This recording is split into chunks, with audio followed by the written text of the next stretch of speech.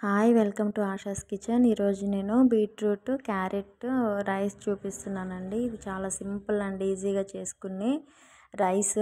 ఇప్పుడు నేను ముందుగా పాన్ పెట్టేసి అందులో కొంచెం ఆయిల్ వేసి 1 టేబుల్ స్పూన్ పోపు దినుసులు, జీడిపప్పు మన ఇష్టం అండి, ఎండుమిర్చి 2 చిన్నగా ముక్కలు కట్ చేసుకోవాలి. అవి వేసుకున్న తర్వాత ఉల్లిపాయ 1 సన్నగా పొడవుగా కట్ చేసుకొని, పచ్చిమిర్చి 2 సన్నగా పొడవుగా చీలికల్లాగా కట్ చేసుకొని వేసుకొని, అందులో కొంచెం కరివేపాకు వేసుకొని బాగా కలిపేసుకోవాలండి.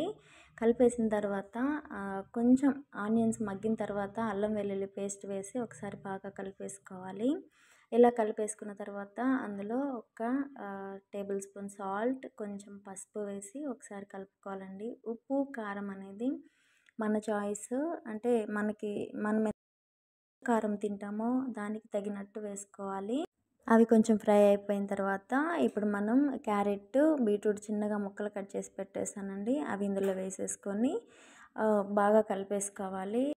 ఇప్పుడు ఇందులో ఇంకొంచెం సాల్ట్, కొంచెం కారం, కొంచెం ధనియాల పొడి వేసుకోవాలండి. అంటే ఉప్పు కారం అనేది మనం తినేదాన్ని బట్టి వేసుకోవచ్చు. ఇవి వేసుకున్న తర్వాత ఒకసారి బాగా కలిపేసుకొని ఇందులో ముందుగా రైస్ ఉడికించి చల్లార్చి పెట్టుకున్నానండి. ఈ రైస్ వేస్తున్నాను. ఈ రైస్ వేసి ఇందులో బాగా కలిపేసుకోవాలి. ఇందులో కారానికి బదులు మనం వెల్లుల్లి కారం కానీ కొబ్బరి కారం కానీ వేసుకోవచ్చండి. లేదు ఇవేమీ కాకుండా పెప్పర్ పొడి కూడా వేసుకోవచ్చు. చూసారు కదా. ఈ వీడియో కనుక మీకు నచ్చినట్లయితే please do like, share and subscribe అండి. ఇంకొక వీడియోతో నేను మళ్ళీ మీ ముందుకు వస్తాను. అంతవరకు బాయ్.